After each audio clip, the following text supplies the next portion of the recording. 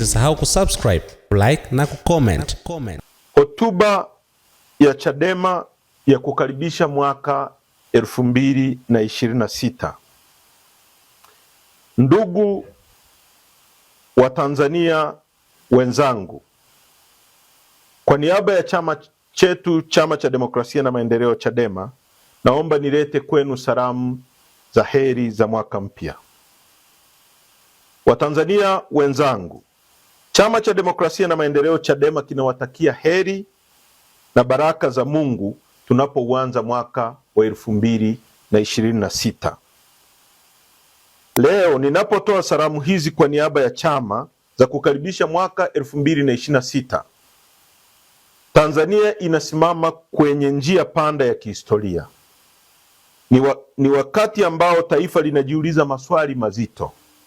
Je, mamlaka bado yanatoka kwa wananchi? Je, katiba bado ipo na inalinda haki za raia?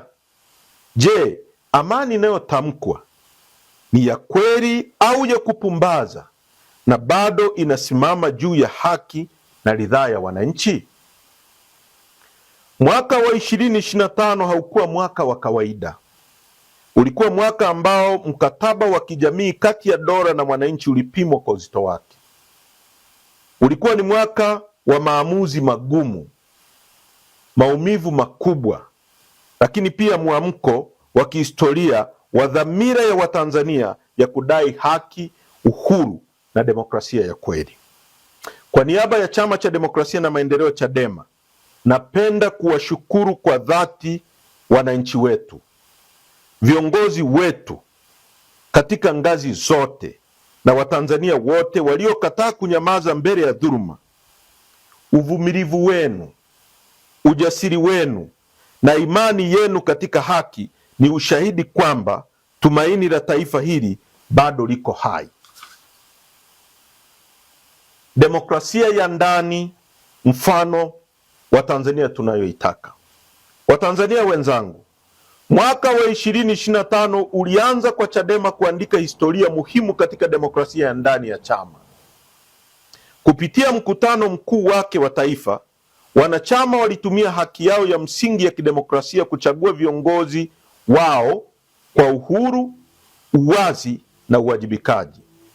Katika mchakato huo, ndugu Tundu Antipas Lissu alichaguliwa kuwa mwenyekiti wa taifa wa Chadema, akirithi uongozi kutoka kwa ndugu Freeman Aikaeli Mbowe ambaye alikitumikia chama kwa takribani miaka 21 kwa ujasiri na kujitoa sana.